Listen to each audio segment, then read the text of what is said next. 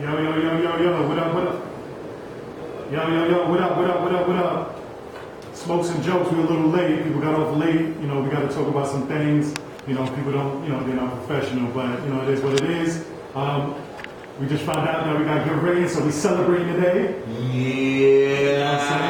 Like I said, our numbers is all the way up, so we appreciate it. For everybody who's listening, much love. So I want to introduce my cameraman / co-host when he decided to sit in front of a mic, 40. Old Brooklyn, smokes and jokes all day. And then we got my second co-host, comedian extraordinaire, about to do a world tour, so he might be leaving us for a little while, David Outlaw. That's right, I'm hitting all your Chinese restaurants near you. No? Chicken wing, fried hard, plus jokes. Kevin Hart, watch out. Yo, what up though? And your man, King of Brooklyn, King of everywhere, King of the South, King of everywhere, Mr. Cigars in the building. Old Brooklyn again. That's what we do. Cigar extraordinaire. I appreciate everybody for listening. Thank you. They decided our ratings is top of everything, and I know I keep saying it, but I'm happy, you know, because I didn't think it was going to do that good. I thought it was going to do that good, but I didn't think it was going to be that fast. Let me say it that way. So I appreciate everybody. My son is in the building. There's nice shoes and hoodie on. He's paper for me. So if you want to put the camera and get ready to show your face, you can do that. Probably in the house. But like I said, I appreciate everything. So we got to jump into it because we got a call at 9:30. So the first thing I want to jump into is my cigars, because you know that's really why we're here. So the show is brought to you by Mr. Cigars. So the cigar that we have for today is a double wrap Connecticut Maduro from DR. So if you know anything about cigars, is the seed and everything is from DR. I shipped it here and we rolled it. It's a mild to medium cigar. Very, very good. So if you smoke cigars, make sure you hit me up at Mr._Cigars with a Z, and check me out. You know, I deliver, I mail, so wherever you at, I can get to you. So that's just one of the star brands that I'm bringing out. Well, it's out already, but that was one of my first cigars that I ever rolled before I did all the flavors and infused. So you might want to check it. It's a Connecticut Maduro. It's called August. And August means royalty. Look it up. You got to spell it with a lowercase a. For y'all people who don't know, you know, check it out in the dictionary. We do big things here. Yes. So a topic I want to bring up, Mr. Cigars, real quick. Okay. Is I got a couple of things, but I want to run through them real quick because, like I said, we got a call at 9:30 without rushing. So we have. I just want to say one thing. The first thing I want to say is about people. So I'm shutting the music off because I want y'all to pay attention. All right, you hear that? All right, so I'm gonna shut it down. Turn the beat off. Turn the beat off, son. Turn the beat off. I just want to say to anybody who's listening, and I can only go on. You know, this is just the way I look at life, and this is just what I think. So, you know, all the thoughts are from Mr. Cigar, not DTF Radio, not Outlaw, not 40. It's not broke. You know, by them is what I think. If you agree, you agree. If you don't, you don't. You can always call in and tell me. But I just think that people need to be honest with themselves and the other people that they're dealing with. Because people will tell you yes all day long. And they say yes to you, and I'm talking business people and just life. They'll say yes to you because they don't want to hurt your feelings. And not realizing that you're not going to hurt a person's feelings if you just say, I can't or no. Yeah. You understand? And I think that's been a big problem with me all week. Like people, you know, say they're going to come, they're going to show up. You know, I love you, bro. I'm gonna take care of this. I don't need that. I don't need friends. I don't need you to stroke my back. I don't need that stuff. You know, I've been around for a long time, and you stroking my back. You're not a chick.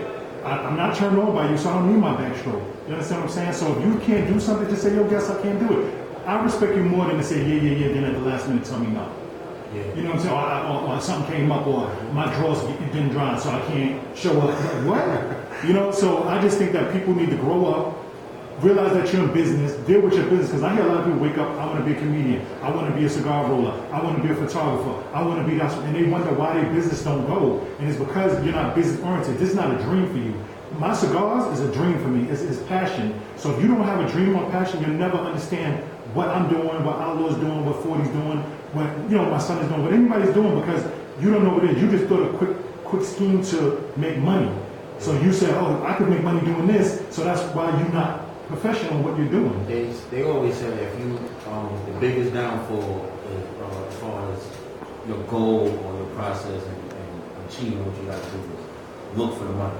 Yes. You know what I'm saying? You never want to look for the money. You know what I'm saying? And that's when everything goes down for. You always want to work on your craft, make sure your craft is strong enough to put out there to whatever you're trying to achieve, and just let the money just come to you. You know what I'm saying? When you look for the money, that's when you fail. And that's what people's problem is, because now everybody want to be a star, everybody want to be on YouTube, everybody want to be on Love and Hip Hop, everybody want to be everywhere, but you don't be honest. Like, it's people that I said, hey, you want to do this? Because like I said, a lot of stuff is free that I'm doing. I've been smoking cigars since I was 17, but I've worked at record labels. I've done anything that you could probably come and say, have you done that? And I know people are like, you fucking done everything, but I have. I've done a lot of stuff. Because my thing was, I knew what I wanted to do, but I wanted to put my foot in everything, just to know. So there's people that's around who know me because things I've done.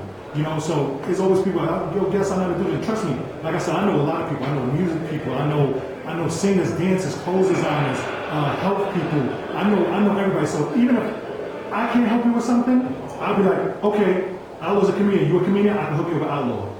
I do cigars. I know a person who does health. You got a stomach issue? I can call somebody for that. You know, anything. But if you don't got that kind of clout, stop making it seem like that, because you look stupid to yourself and the people you're telling it to. So I just wanted to say that, to just tell people to just be honest with themselves. Like, if you can't do something, or you know, don't be afraid to say no. It's just not my thing, or I can't do that, or that doesn't feel right to me. That's the only way you're gonna make it in life, by telling the truth and being honest, and you'll go to sleep at night. Because if I can't do something, somebody say, guess, can you? No, I can't. If I could, trust me, I'm gonna plug you. If I can't, then I just can't. I'm gonna tell you no.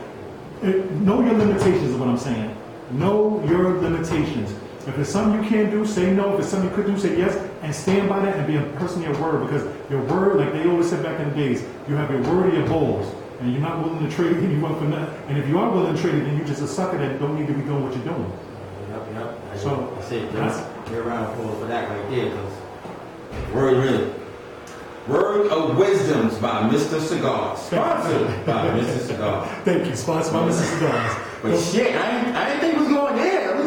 We got deep in the beginning. I was like, oh, motherfucker. Yeah, we got to touch you, because I like, we got to deal with that. And it just, I was going to bring it up anyone on the show, but it was like, the universe was telling me, yup, that's what you got to talk about, because it was just, everybody was doing it. Like, one dude just told me today, I was coming to the show, but somebody booked me for a flight for 12:30, and it was 11 when he called me. Ain't it a 2-hour? You got to be at the airport? Are we kidding over here? Yeah. So it's like, you know, but that's you, because we gonna pop. Yeah. So if you serious, I'm with serious. We gonna pop, and that's that. You ain't on board. You off board. I'm leaving you. Yeah, just tell the truth, man. Bottom line, just tell the truth, man. You can't do it, then say you can't do it. You know what I'm saying? Like, a lot of people they scared to hurt people's feelings. That's what it is. No. Bitch, your breath stink. That's it. You know what I'm saying? Like, I'm sorry, I can't talk to you because my eyelids is burning, so I can't. So you need to pop some gum in your mouth, because this is what it is. You know what I'm saying? But if you don't tell people that, they're gonna go around and talk in people's face, burning people's eyelashes off, and this is what it is. Tell the truth, people. That's what you got to do. Please stop protecting the other person, thinking you're gonna hurt their feelings or you're gonna make them feel bad. No, I'd rather somebody tell me I hurt for a minute and then I push on, because then now I can't trust you. But again, to jump off of that, I hope y'all get it. I appreciate y'all for listening. And then we got the thing where the NBC Brooklyn thing. What you talk about NBC Brooklyn? No, what you was gonna say? I said, all right, first let's just start off and say, you know, all right, it's a big weekend. Everybody know it's Super Bowl weekend. All right, so I just wanted to start off, you know, basically before we get into real detailed stuff, it's like a Super Bowl party, right? What do you expect when you go to a Super Bowl party? What do you expect when you get there? Well, I'm gonna have to turn the news down again. I'm not watching football. I'm calling Kaepernick in it. So all you dirtbags that's black watching football, the reason why we don't get nowhere is because, you know, I told somebody I'm not watching football, and he said, that fight ain't my fight.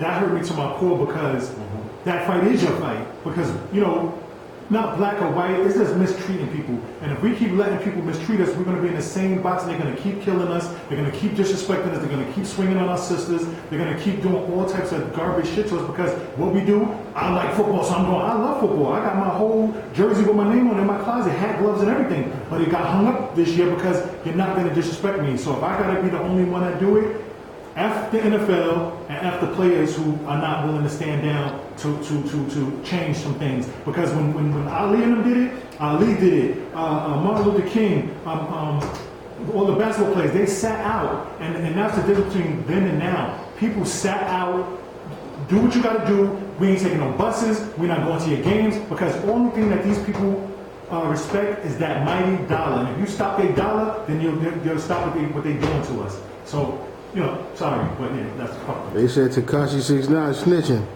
Yeah. we just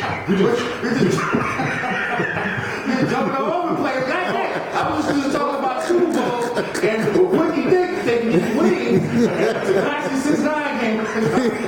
Well, I want to get to that, but you know what I want to say too, just for the listeners, and they think it's a conspiracy thing. People think I'm crazy, but think about this: we was on a government shutdown.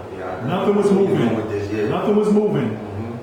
The Atlanta airport shut down. LaGuardia shut down. JFK was next. This dude opened up the government for 3 weeks. A day after, right? The day after the Super Bowl. The week after the Super Bowl. Before the Super Bowl. Before the Super Bowl. Yeah. So now everybody get to get there. Everybody get to do what they do, and then he's gonna shut it right back down. So that's all. To me, it's all money for the government. That the dudes he messed with, all the old football player owners, all the people that's got something invested in it, the people that paid the $5 million per commercial. He made sure they got to where they needed to go at, and then after that, he's gonna shut it down. So my conspiracy theory, but he's a dirtbag. And I actually do believe it. This is why always saying when the government shutdown was happening is that there's more agencies than the TSA. Mm-hmm. Right? But the TSA was heard because why? Because they dealt with the public. You know what I'm saying? Anybody who affects the public out there and the money, that's what they're going to really listen to. Because trust me, there's a lot more agencies than TSA. You got the Department of Justice, Homeland Security, U.S. Marshal. Like you have a whole lot of customs that deal, that was working, that was, didn't have a paycheck, but people was being heard in TSA because wow, it affected airports. People was bringing shit in. I heard somebody came on a flight with a gun. You know what I'm saying? It was starting to feel unsafe. And they put the fire to the politicians' asses. And that's why I'm with you. It's a conspiracy. Most definitely. They knew this was coming, and they ain't want nothing to backlash with it, and that's why they reopened the government. I'm with you with that. So that's what I think. So on to the third topic. They said Tekashi 6ix9ine is telling. He pleaded to 9 counts. He didn't tell on anybody else yet, but he pleaded to what he done. Okay, mm-hmm. So I don't think it's snitching yet. And what did he do? And what did he say he did? He snitched. He put the guns and conspiracy and all that other stuff with kidnapping and moving drugs across state lines and all that stuff like that. So he admitted to that. But my thing is again my thing. This is my thing. I think that he was 2 seconds from Gothic. I think he was 2 seconds from Gothic, and the blood saw his talent and grabbed him up. And I think that, because like I said, if he went Gothic, he'd have just been some weird kid running around. But they saw talent, they heard his voice, they put money back at him, got him where he needed to be at. And he was a Crip before, and he got beat up a couple of times. The Bloods took him in, and then nobody touched him. So they just our cash cow. Yeah. So, he running around playing. If you ever watch any of Tekashi videos, he's in the pool on another dude's shoulders. He's running around in Germany with only drawers on. He's a kid, you know what I'm saying? So he only did what a kid that made $1 million and some dollars, you know what I'm saying? So he didn't know what to do. So I think he just got caught up in that whole melee of the gang thing. I don't think he had anything to do with it. Yeah. My point. And if you take all the tattoos and all that stuff, he looked just like a teenage kid. A little kid. He's a kid. Just about to go He's 22, but yeah, he's a kid. But I also think he got caught up in the whole most definitely fame and all that stuff. And worse. He got caught on the gang violence and all that stuff, man. It's sad, man, because nobody spoke up for him. You know what I'm saying? And he just went with it. He seen that he was getting views, and now he in jail, man. But the crazy part is, 50 and older, they tried to, but it was too late. Like, they caught him early on the wave, they could have got messed. So when he started to separate himself, that's why his own crew, and there's only word of the street, his own crew kidnapped him just to show him, like, we could touch you.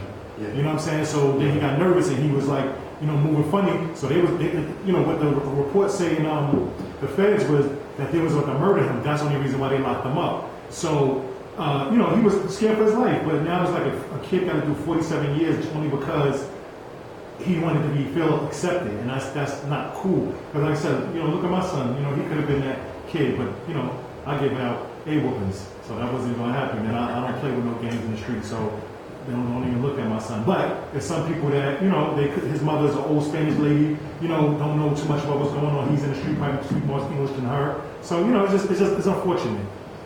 So. Yeah, man. I see. I mean, it's unfortunate and it's sad, man. But we gotta start telling these kids, man, from jump, like, this ain't a game, man. If you want to be a rapper, be true to yourself. You know what I'm saying? Don't try to be somebody else, because this is what's going to happen to you. You know what I'm saying? And before we had different calibers of artists, like you had Bismarck, you had Big Daddy Kane, you had Melly Mel, and you had MC Light, you had everybody in their own lane. You had college dudes, you had gangsters, you had everybody. But now everybody want to be a tattoo gangster face kid. It kills me. Yeah. And then so now I want to talk about NBC Brooklyn Federal Building on 29th and 3rd Avenue. My thing with that is, people are banging on the doors saying these people are cold, these people are not getting good water, they're not doing all this. And my thing is, when they was trapping in the street, and like I said, I'm all for people in the street. I'm from the street, I get it, I'm not biased, but when they was trapping in the street and they barely came home and you was crying and looking for them and they wasn't paying for their kids, they was in strip club dropping dollars, where was y'all? The mothers and fathers fight for their kids that's messed up and locked up because they love them, but where were they at then? And my thing is, y'all can rally for water and heat, but y'all can't riot y'all can't get together to get the laws down, because a lot of people don't know that you got conspiracies, which is unbeatable, and that's why they put it on blacks and Spanish. You got the Hobbs Act. Yeah. You got what's another one? You got Hobbs Act. You got conspiracy. You got all these things that the feds lock minorities up on, and then y'all don't fight for that. Y'all don't get together and say that's an unfair rule, because gun charges too. Because back then, Fed crimes was more like white collar taxes and all that. Yeah, all that stuff. But now, even gun charges, is every black kid or Spanish kid in the hood, is carrying. And that's an automatic 5 years. And you get 5 for the gun and then five for each bullet. Yeah, 5. Yeah, that too. Yeah, so it's like it's sad, saying that the way they is destined for minorities to get locked up.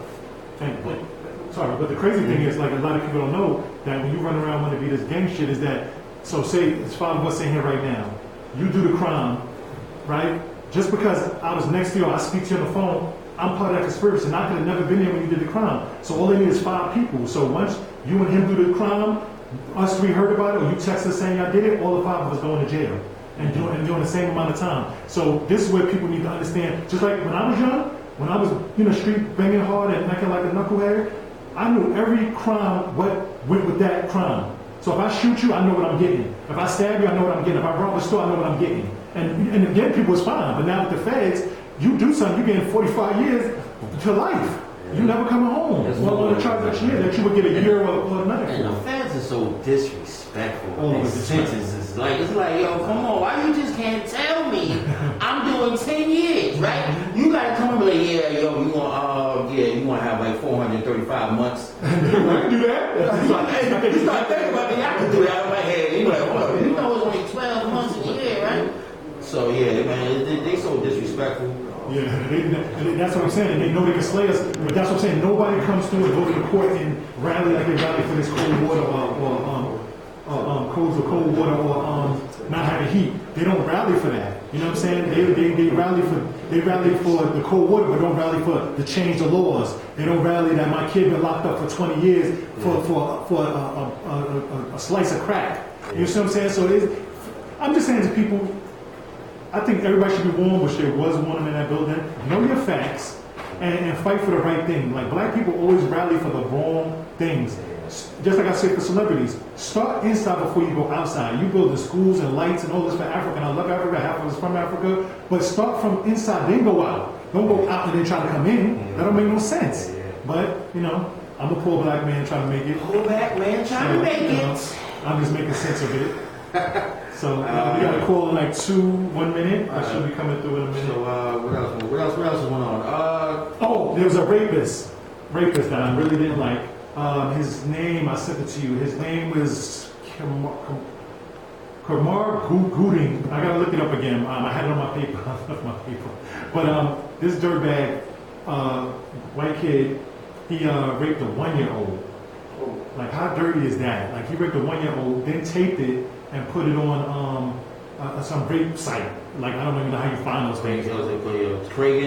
Craig Groom. Everybody remember that, Craig Groom. And the crazy thing, he's a white male, and they said that there's certain circumstances in his case where they couldn't charge him. Now, from my understanding is, if you're on a porn site, that's an automatic lockup. A young kid porn site, that's an automatic lockup. And you taped it, and it's a 1-year-old, and you're like, what, 20 something? Yeah, about 22? Some 22 or so, you raping a 1-year-old. Think about that. That 1-year-old body is not even equipped for that. And there's a black baby, and this white guy, I don't know what he was doing in a black family house. I don't know what he was doing, but he raped a 1-year-old. So that's a dude that just should go straight to hell with gasoline drawers on. Scholarship.